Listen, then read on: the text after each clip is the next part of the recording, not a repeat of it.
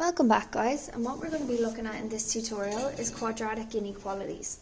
So what you can see in example 1 here is we have a straightforward quadratic which is less than or equal to 0.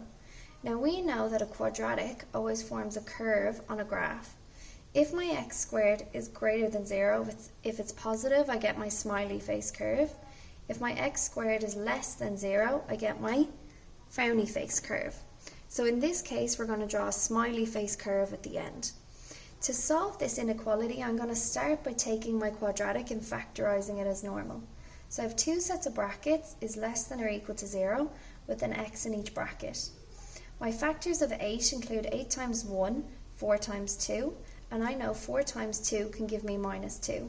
So I have 4, 2, and then I need a minus 4 and a plus 2, because minus 4 plus 2 gives me minus 2x. And minus 4 times plus 2 gives me minus 8, which means I know that x minus 4 is equal to 0, so x is equal to 4 when I bring it over and change the sign. I know x plus 2 is equal to 0, and when I bring it over and change the sign, that means x is equal to minus 2. So again, what I found here is the roots of my quadratic, but what I actually want to find is where that quadratic is less than 0. So what I do is I draw a rough graph on an x and a y axis, just like we always would. So we have our x-axis here and our y-axis here. We have our two roots, which are minus 2 and 4. And we know we have a smiley face curve because our x squared is positive. So I can see that here is my smiley face curve.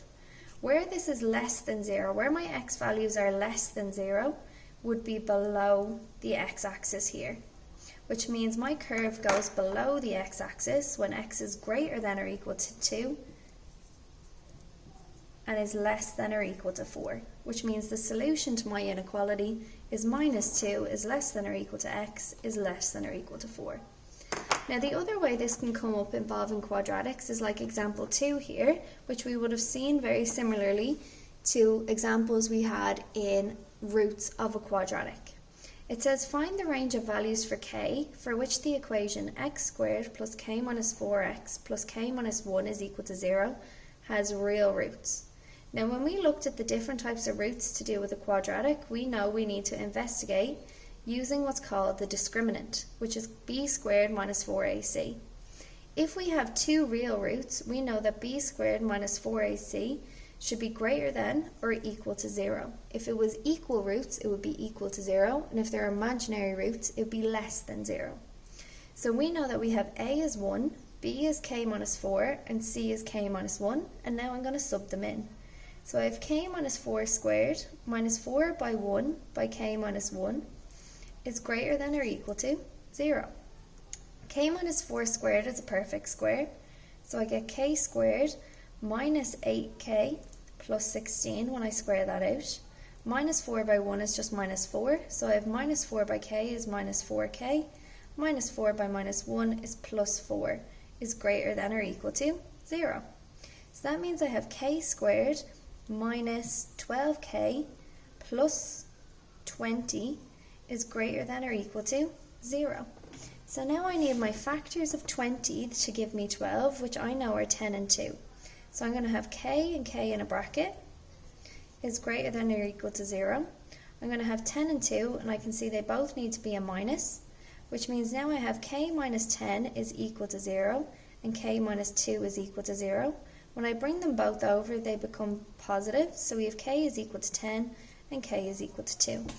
So again, I draw a rough graph where k in this case would be my x. So I'm going to draw a rough graph here where we have 2 and we have 10 as my roots. I can see k squared again was positive, so I'm going to have a smiley face curve that looks like this. But this time it's asking me where it's greater than or equal to 0.